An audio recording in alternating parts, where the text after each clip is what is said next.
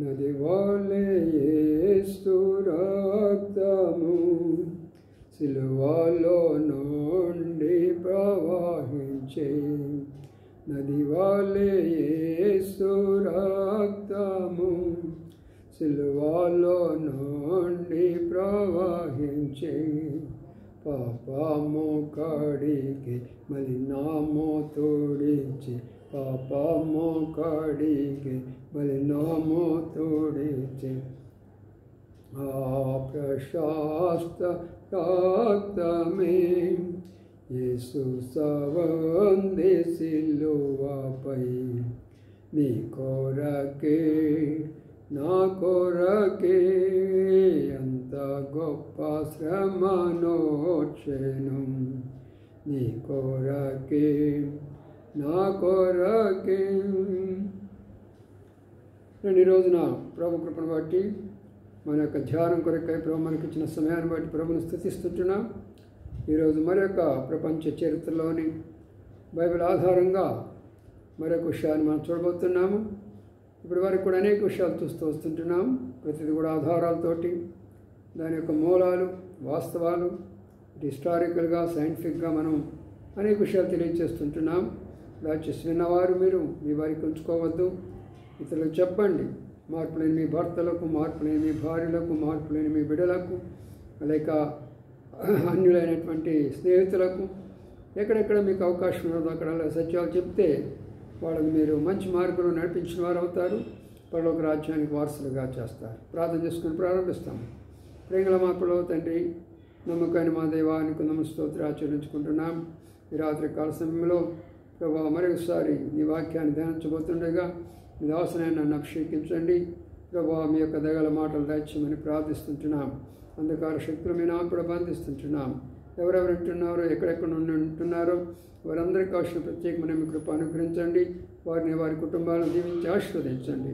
ఈ విషయాలు ఇంకా అనేకులతో షేర్ చేసుకోవడానికి సహాయం చేయమని వేడుకుంటూ యేసే పరిశుద్ధ నామమున స్తుతించి ప్రార్థించి గణపట్టి వేడుకుంటున్నాము తండ్రి. ఆమేన్. ఈరోజు మన అంశము ఆదికాండం 3వ అధ్యాయము. ఆదికాండము 3వ అధ్యాయం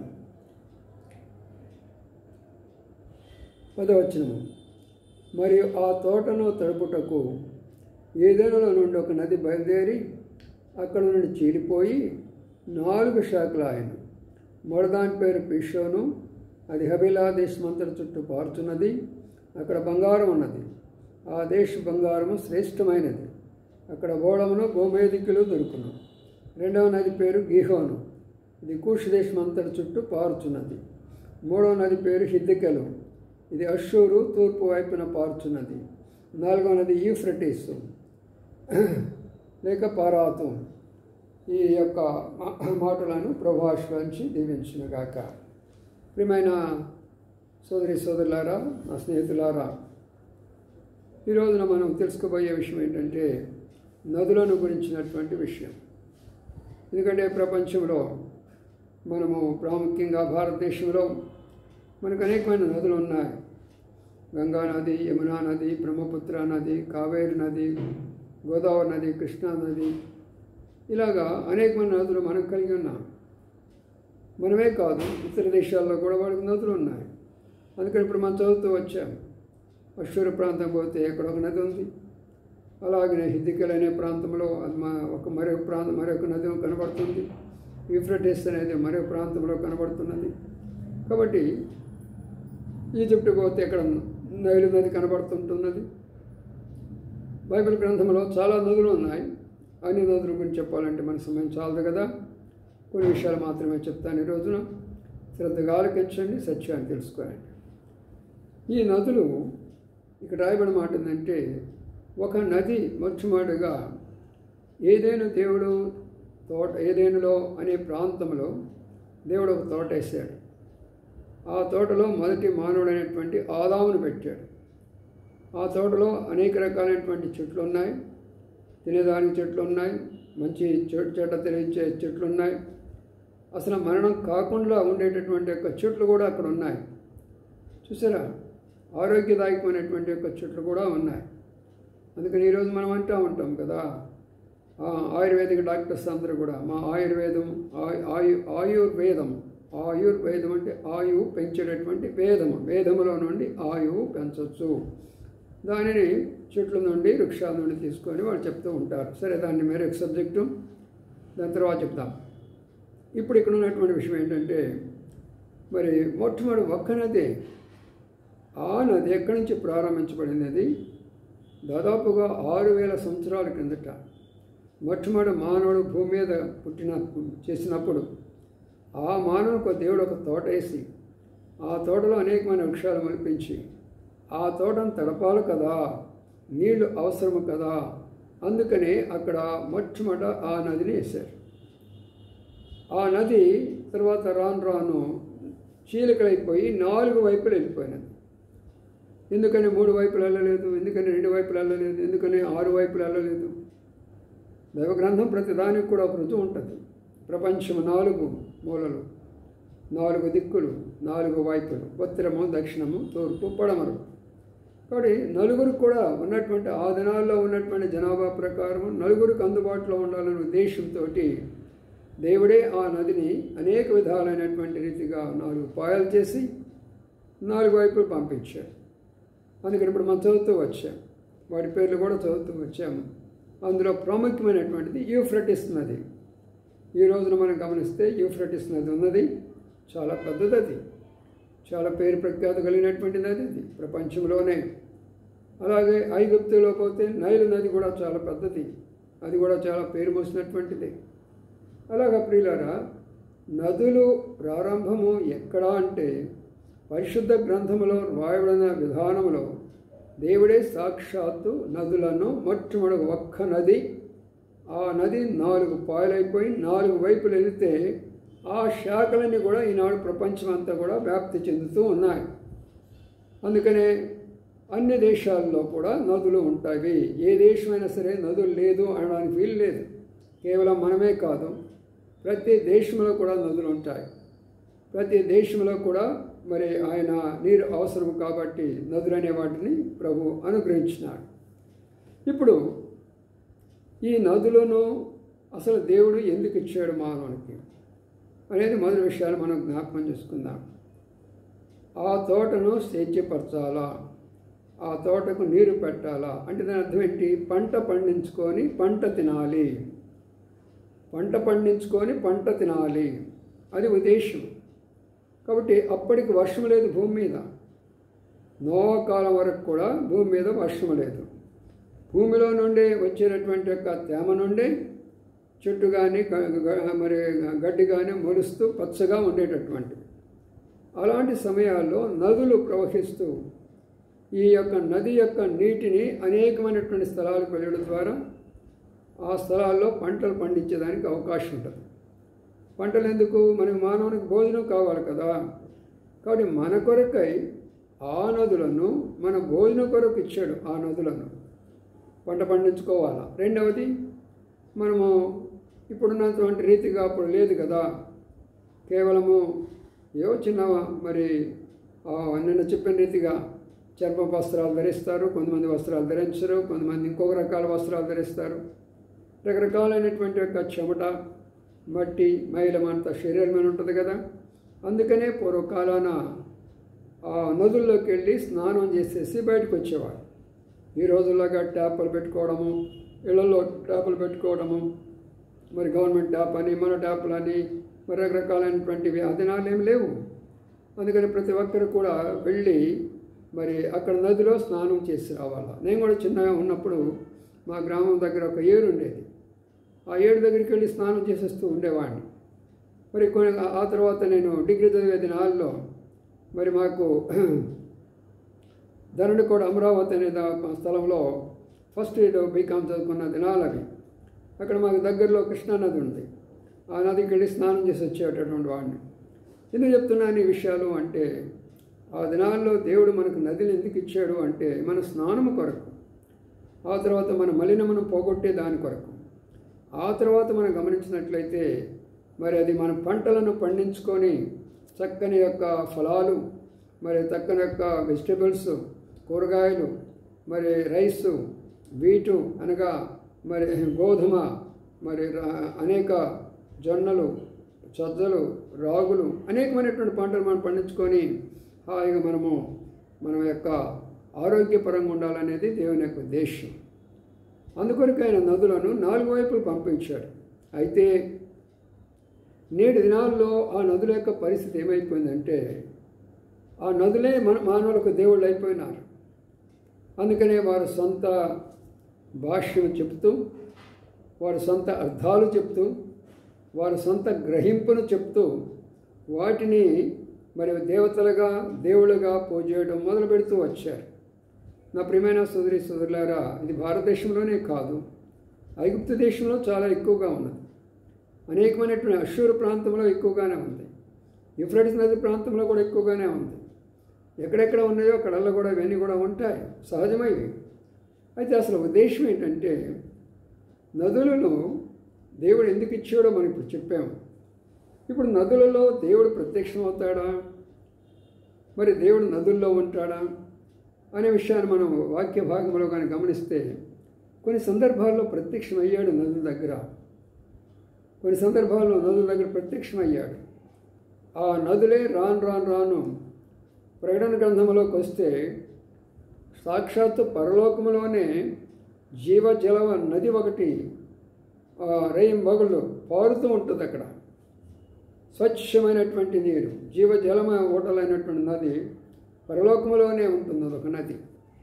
కాబట్టి నది దేవుడు మానవుకి ఇచ్చిన మాట వాస్తవమే. నదుల దగ్గర కూడా మరి దేవుని యొక్క ప్రత్యక్షతలు కూడా ఉన్నాయి. ఉదాహరణ ప్రభువైన యేసుక్రీస్తు వారు బోధ చేశాడు.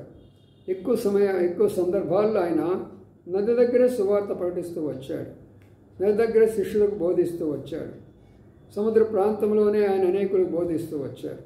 కాబట్టి నది అనేటటువంటి దగ్గర దైవ ప్రత్యక్షత ఉన్నది, కాదంటానికి వీల్లేదు. అయితే ప్రజలు దానిని సృష్టించినటువంటి ఆ సృష్టికర్తను మర్చిపోయి దానినే దేవుడిగా చేసుకుంటానికి ఈ రోజుల్లో ఎక్కువ మంది అలవాటు పడిపోయినారు. దానికి కారణం లేకపోలేదు. ఉదాహరణ మనం చెప్తాము. మన దేశంలో మొట్టమొదటి సింధు నది ప్రాంతంలో, ఆ ప్రాంతాన్ని సింధు అంటారు. అక్కడ నది ఉందని దాని పేరు సింధు నది అన్నారు. ఆ తర్వాత దాన్ని హిందూగా మార్చుకున్నాం అనుకోండి. ఆ సింధు నది దగ్గరకు వచ్చినటువంటి మొట్టమొదట ద్రావిడులేమి లేక ఆర్యులేమి, ద్రావిడు అనేవాళ్ళేమో ఆఫ్రికా నుండి వచ్చారు, ఆర్యులు అనేవాళ్ళు ఇరాన్ ప్రాంతం, మధ్యాసియా నుంచి వచ్చారు. వాళ్ళు అక్కడికి రావడము, ఆ తర్వాత వాడు ఏం చేసేవాళ్ళు, అప్పట్లో ఇంత నాగరికత లేదు కదా, ఇంత మరి అన్ని సౌకర్యాలు అప్పుడు ఉండేవి కాదు. అందుకని వాళ్ళు ఏం చేసేవారంటే అక్కడ ఉన్నటువంటి చెట్టు ఫలాలు తినేవాళ్ళు. ఆ తర్వాత అక్కడ ఉన్నటువంటి దగ్గర నదికి వెళ్ళేసి చక్కగా నది నీళ్ళు తాగేవాళ్ళు. అదే వాళ్ళ ఆహారము, అదే వాళ్ళ యొక్క నీరు, అదే ఆకలి. అందుకనే వాళ్ళు వెజిటేరియన్ అని ఎందుకు అంటారు? ఎందుకు మరి కూరగాయలు అని వాళ్ళు ఎందుకు అంటారు అంటే, మాంసాన్ని వారు ఎందుకు ఇష్టపడరు అంటే, మొట్టమొదటి జరిగిన విషయం ఏంటంటే వారు తినేటటువంటివి పండ్లు, ఆ చెట్టుకున్నటువంటి పండ్లు తింటూ, ఆ యొక్క నదుల దగ్గర నీళ్లు తాగుతూ, ఆ చెట్టు కింద నీడ కిందే పడుకునేవారు. కాలం జరిగే కొలది చిన్న చిన్న గుడారాలు, అవే చెట్లను నరుక్కొని చిన్నగా గుడారాలు ఏర్పాటు చేసుకొని దానిలో నివసిస్తూ వచ్చారు.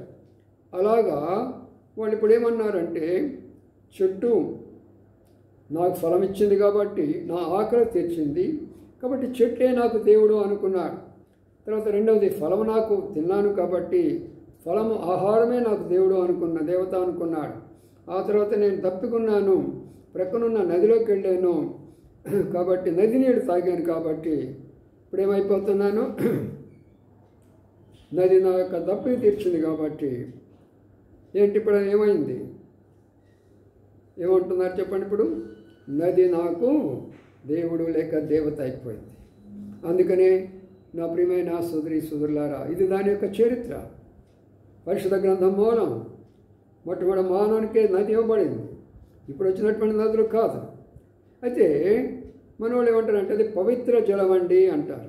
నిజమే, దేవుడు ఇచ్చింది ఏదైనా పవిత్రమైనదే, ఆ జలము పవిత్రమైనదే. ఆయన ఇచ్చినటువంటి పంచభూతాలన్నీ పవిత్రమైనవి. అపవిత్రమైనది ఏది? మానవుడు. ఈ మానవుడు అపవిత్రమైపోయి వాటిని కూడా అపవిత్రం చేస్తున్నాడు ఈ దినాల్లో. అది జరుగుతున్నటువంటి రహస్యం. అర్థమవుతుందా చెప్తున్న విషయాలు? కాబట్టి ఇప్పుడు వాళ్ళు ఏమనుకుంటున్నారంటే, మేము ఈ యొక్క జలాల్లో మునిగినట్లయితే, ఈ నదుల్లో మునిగినట్లయితే మా పాప పరిహారం అంతా పోతుంది. మేము చేసిన తప్పులు, మేము చేసిన మోసాలు, మేము చేసిన దొంగతనాలు, మేము చేసిన అబద్ధాలు, మేము చేసిన సమస్తమైనటువంటి చెడు కార్యాలన్నీ కూడా ఈ నదుల్లో మునిగితే పోతుందని అనే దానికి ప్రారంభంలో కొంతమంది అలాగ బోధించిన కారణం చేత నేటి వరకు కూడా చాలామంది నదీ స్నానం చేస్తూనే ఉంటారు. దీనికి బైబిల్ ఆధారం లేదనుకుంటున్నారా? 2 ఆధారాలు ఉన్నాయి. మొదటి ఆధారం పాత నిబంధనలు కూడా దీనికి ఆధారం ఉన్నది. ఏమిటి ఆధారం అంటే 2వ రాజుల గ్రంథం 5వ అధ్యాయంలో ఆనాడు ఉన్నటువంటి యొక్క మరి నయమాను అనేటటువంటి ఒక ఆయన మరి గొప్ప ఈయన సేనాధిపతి. ఆయన మరి అలాంటి సేనాధిపతి కుష్ఠరోగం వచ్చినప్పుడు అనేక ప్రయత్నాలు చేశారు, కానీ ఆయనకు రోగం పోలా. అప్పుడు దైవజనుడు ఉన్నాడు, ఆయన పేరు ఈషా. ఆయన దగ్గరికి వెళ్ళాడు. ఆయన దగ్గరికి వెళ్ళినప్పుడు అది అక్కడ ఉన్నటువంటి నది ఒకటి ఉన్నది, యోర్దాను నది. ఆ నదికి వెళ్ళి నువ్వు స్నానం చేసుకోమని చెప్పాడు. ఇప్పుడు ఆయనకి ఆ నదికి వెళ్ళి స్నానం చేసిన తర్వాత జరిగిన విషయం ఏంటంటే ఆయన స్వస్థత అయిపోయింది, ఆ కుష్ఠరోగం పోయింది ఆయనకి. కాబట్టి నదిలో పవిత్రత లేదని లేదు, నదిలో శక్తి లేదని లేదు. నదిలో పవిత్రత ఉన్నది, నదిలో శక్తి ఉన్నది. అది దేవుని యొక్క శక్తి, దేవుని యొక్క పవిత్రమైనటువంటి నీళ్లు. అందుకని అది దేవుడు కాదు. అది నది మాత్రం దేవుడు కాదు, కానీ దేవుని యొక్క శక్తి నదిలో కనబడుతుంది. అదే నిర్గమకాండంలో మనం చూస్తే మళ్ళీ మోషే ద్వారా ఏమైపోయినవి, ఇక్కడ ఉన్న నదులన్నీ కూడా మరి కొన్ని ఏర్లు నదులు ఏమైపోయాయి అంటే అక్కడ రక్తంతో ఆయన మోషే కర్రగొట్టినప్పుడు అంత రక్తమయమైపోతూ వచ్చినాయి. ఆ తర్వాత యెహోషువ గ్రంథంలోకి వస్తే యోర్దాను నది ఎండిపోవడం మనం చూస్తూ వస్తాం. కాబట్టి నదులను ఎండజేయాలన్నా, వాటి యొక్క స్వరూపం మార్చాలన్నా, వాటి టేస్టును వాళ్ళ యొక్క రుచి మార్చాలన్నా దేవుని చేతిలో ఉన్నది. అందుకని అంత మాత్రమే కానీ నదుల్లో స్నానం చేసినంత మాత్రాన మనం పవిత్రం కాము, మన పరిశుద్ధం కూడా కాము. మరొక ఉదాహరణ ఏంటంటే మత్తయి సువార్త 3వ అధ్యాయంలో బాప్తిస్మ ఇచ్చే యోహాను యోర్దాను నదిలో ఆయన ఏం చేస్తున్నాడంటే మరి అనేకులను ముంచి బాప్తిస్మ ఇస్తూ ఉంటున్నాడు. ఎవరైతే పాప క్షమాపణ పాపాలు చేశారో, పాపాలు ఒప్పుకున్నారో, అయ్యా మేము చేసింది పాపాలు అన్నప్పుడు ఆయన బాప్తిస్మ ఇచ్చే యోహాను అనగా మరి ఆ యొక్క జకరయ్య ఎలిజబెత్ కుమారుడైనటువంటి యోహాను ఆయన ఏం చేస్తాడంటే గొప్ప దైవజనుడు. ఆయన కూడా ఒక ఋషి, అరణ్యంలో ఉంటాడు. ఆయన కూడా చర్మ చొక్కాలు ధరిస్తాడు, ఆయన కూడా ఆ పండ్లే తింటాడు. వీళ్ళందరూ అక్కడి నుంచి వచ్చినటువంటి వాళ్ళే, కొత్త ఏం కాదు ప్రియులారా. మనం ఏదో ఒక మతంగా చెప్పుకొని ఏదో తెలియనటువంటి వాళ్ళంగా ఉంటాం, కానీ మనం ఏం చేస్తున్నది మొత్తము ప్రాక్టికల్లే. ఒకప్పుడు అక్కడి నుంచి వచ్చినటువంటిది ఇదే ఈ యొక్క మనకున్న సంస్కృతి సంస్కారము, మనం చేసే ప్రతి ఒక్క సాంప్రదాయాలన్నీ కూడా అవే. అయితే ఇప్పుడు ఆయన ఇచ్చాడు కాబట్టి ఆ నీటిలో ఇస్తున్నాడు కాబట్టి పాపాలన్నీ కూడా కొట్టుకొని పోతున్నాయి. నదిలో దిగేస్తే పాపాలన్నీ కొట్టుకొని పోతున్నవి. అది వాళ్ళ యొక్క నమ్మకం, అది యొక్క విశ్వాసం. అయితే ఆ రోజుల్లో అది వాస్తవమే. వాళ్ళు పాపాలు ఒప్పుకొని, చేసిన పాపాలను ప్రభు దగ్గర ఒప్పుకొని, దేవుని దగ్గర ఒప్పుకొని మేము ఇంకా పాపాలు చేయము అన్నప్పుడు ఆయన యోహాను అనేటువంటి దైవజనుడు వాళ్ళకి బాప్తిస్మ ఇచ్చాడు, అనగా నీళ్ళలో ముంచాడు. అంటే దాని అర్థం ఏంటంటే పాత పురుషుడు, పాత అలవాట్లు, పాత పద్ధతులు, పాత ఆచారాలు, పాతవన్నీ కూడా ఈ నీటిలో కొట్టుకొని పోయినాయి. ఇక ఈ వ్యక్తి ఒక నూతనంగా జీవిస్తాడు, పరిశుద్ధంగా జీవిస్తాడు, నీతిగా జీవిస్తాడు, యథార్థంగా జీవిస్తాడు, మంచివాడిగా జీవిస్తాడు. అది దాని యొక్క అర్థం. అందుకనే నేటి దినాల్లో మనవారు ఏమేమంటున్నారు, నదికెళ్ళి స్నానం చేద్దామండి, నదికెళ్ళి స్నానం చేస్తే మన పాపాలన్నీ పోతాయి. ప్రియమైన సోదరి సోదరులారా, అలాగ పాపాలు పోవు. నీవు చేసిన పాపం ఒప్పుకున్నావా? నువ్వు పాపం చేసేవనేది నీకు అసలు గ్రహింపులోకి ఉన్నదా? ఒక అబద్ధం చెప్పావు, అది తప్పని తెలుసుకున్నావా? ఒక త్రాగుడికి అలవాటు పడ్డావు, అది తప్పని తెలుసుకున్నావా? ఒక వ్యభిచారానికి అలవాటు పడ్డావు, అది తప్పని తెలుసుకున్నావా? చేయరాని స్థలానికి వెళుతున్నావు, చూడరాని చూస్తుంటున్నావు, వినరాని వింటున్నావు, ఇవన్నీ తప్పని అనుకుంటున్నావా? ఆటి విషయంలో పశ్చాత్తాపడు. ఆటి విషయంలో పశ్చాత్తాపడినప్పుడు అప్పుడు ఏం జరుగుతుందంటే, నీ వెళ్ళి ఒప్పుకొని ఇప్పుడు నదిలో స్నానం, ఊరికి నదిలో స్నానం చేసి వచ్చి మళ్ళీ అబద్ధాలు చెప్తాము, నదిలో స్నానం చేసి వచ్చి మళ్ళీ సినిమాలు చూస్తాము, నదిలో స్నానం చేసి వచ్చి మళ్ళీ పాత జీవితమే జీవిస్తామంటే దానివల్ల ఉపయోగమే లేదు. అదవుతుందా? అందుకనే మనము ఎందుకు నదులు అనేటటువంటిది, ఎందుకు మన వారు వాటిని పవిత్రమైన నదులుగా భావించి ఒక దేవి దేవతలుగా భావిస్తున్నారో, ఎందుకంటే ఇది దాని యొక్క మూల చరిత్ర అన్నమాట. ఒక ఆయన పాపం ఉదయకాలమే లేచి, అప్పుడు ఆ దినాల్లో దగ్గర ఉన్నటువంటి ఒక ఉత్తర భారతదేశంలో జరిగిన సంఘటన ఇది. గంగా నదికి వెళ్ళి స్నానం చేసి వస్తూ ఉంటున్నాడు. ప్రతిరోజు ఉదయం 4 గంటలకే లేస్తాడు, సూర్యోదయం ముందే వెళతాడు, నదిలో మునుగుతాడు, వస్తాడు. ఆ ప్రక్కనే ఒక ఆయన కూడా ఒకప్పుడు అన్యుడే, అయితే ప్రభు నమ్ముకున్నటువంటి యవనస్తుడు ఈయన అడిగాడు, బాబాయ్ గారు మీరు రోజు ఎక్కడికి వెళ్తున్నారు అంటే, అయ్యా ఉదయాన్నే నేను అక్కడికి వెళ్తాను రా, గంగానదికి వెళ్ళి స్నానం చేసి వస్తాను. అప్పుడు అడిగాడు, ఎందుకు బాబాయ్ గారు అని అడిగినారు. ఏం లేదయ్యా, నదిలో కానీ మునిగిపోతే మనం ఏ అబద్ధాలు చెప్పామో, ఏం దొంగతనాలు చేసామో, ఏం మోసాలు చేసామో అన్నీ కూడా అందులో కొట్టుకొని పోతాయి. అప్పుడు మనం పరిశుద్ధం అయిపోతాము, ఆ తర్వాత మనం స్వర్గానికి వెళ్ళిపోతాం అని చెప్తూ వచ్చాడు. అలాగా బాబాయ్ గారు, నేను కూడా నీతో రానా అన్నాడు. చాలా మంచిది నాయన, నాతో పాటు ఇద్దరం కలిసిపోదాంపా, నువ్వు కూడా మునుగు దుప్పదా అన్నాడు. మనవాడు ప్రభువు నమ్ముకున్నవాడు కదా, తెలియగలవాడు. అందుకని వెళుతూ 2 కాకరకాయలు తీసుకొని వెళ్ళాడు.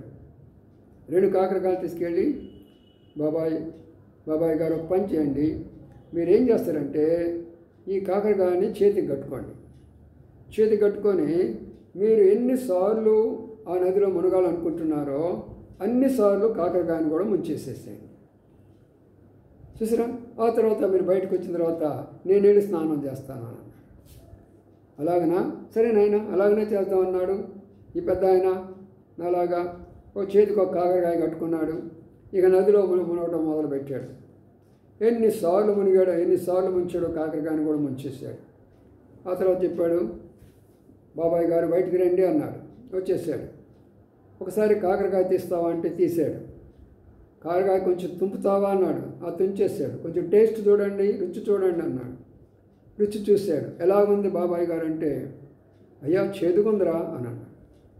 నీళ్ళలో ముంచలేదా నువ్వు అన్నాడు. ముంచాను. ఎన్నిసార్లు ముంచావు? 10 సార్లు కంటే ఎక్కువ ముంచాను నేను. అది దానిలో ఉన్నటువంటి చేదు పోలేదా? పోలేదయ్యా. అప్పుడు చెప్పాడు ఆ యవనస్తుడు. ఏమని చెప్పాడంటే, బాబాయ్ గారు అదే మన యొక్క జీవిత విధానం.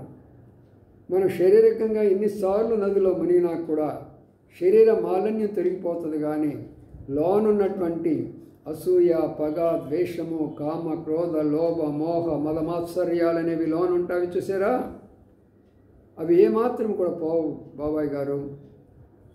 అందుకనే ఇది మన యొక్క ఆచారముగా మీరు వెళ్ళి మునుగుతున్నారే కానీ బహిరంగమైనటువంటి పవిత్రత ఏర్పడుతుంది, కానీ అంతరంగం యొక్క పవిత్రత ఏర్పడదు బాబాయ్ గారు అని చెప్పాడు. అది ఏం చేయమంటాయా అని అన్నాడు. అప్పుడు ప్రభుని గురించి చెప్పాడు. ఏమనంటే, ప్రభునేసు క్రీస్తు వారు నీ కొరకై, నా కొరకై, సర్వమానవాళి కొరకై ఆ శిలువలో రక్తం కార్చాడు. ఆ రక్తమే నది వలె ప్రవహించింది. అదే నేను పాడిన పాట కూడా.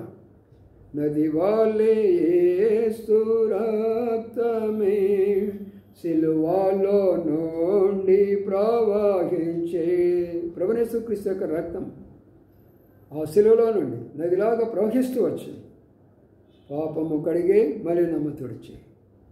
మనం కానీ ఆయన దగ్గరికి వెళ్ళి మన పాపాలు ఒప్పుకొని చేసిన దోషాలు ప్రభు దగ్గర ఒప్పుకుంటే ఆయన మనం క్షమిస్తాడు.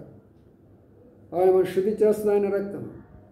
అందుకొరకు ఆయన చనిపోయినాడు మన కొరకు అని చెప్పినప్పుడు ఆ పెద్ద ఆయన అవునా నాయనా అని అప్పుడు ప్రభుని అంగీకరించినాడు. ఎవరు నా ప్రియమైన సోదరి సోదరులారా, ఎందుకు ఇచ్చిన విషయాన్ని చెప్తున్నానంటే, ఈనాడు చాలామంది యొక్క అంధవిశ్వాసం ఏమైపోయిందంటే నదులను సృష్టించినటువంటి దేవుడిని మర్చిపోయినారు. కానీ నదులను దేవుళ్ళుగా చేసుకొని అందులో మునిగినంత మాత్రాన మేము పరిశుద్ధమై అనుకునేవారు ఈ వర్తమానం విన్న తర్వాత మీరు సత్యాన్ని తెలుసుకోండి. చివరిగా చెప్తున్నాను, ఒకనొక సమయం రాబోతున్నది. మరి ఈ మాటలు మనము జకర్యా గ్రంథంలో చదువుతాము. 10:9 ఒక మాట ఉన్నది. ఒకనొక టైంలో మరి దేవాది దేవుడు, సృష్టికర్త అయినటువంటి దేవుడు యూఫ్రటిస్ నది మొదలుకొని బూది గంతం వరకు ఆయన పరిపాలించబోతూ ఉంటున్నాడు. చదువుదాం ఆ మాట కూడా. మరి జకర్యా గ్రంథంలో ఆ మాటలు రాస్తూ ఒక మాట ఉపయోగిస్తాడు. ఆ మాట కూడా మనకు అవసరము. చదువుతున్నాను, వినండి. జకర్యా గ్రంథంలో ఉన్న మాటను 10వ అధ్యాయం 9వ వచనం చూడండి.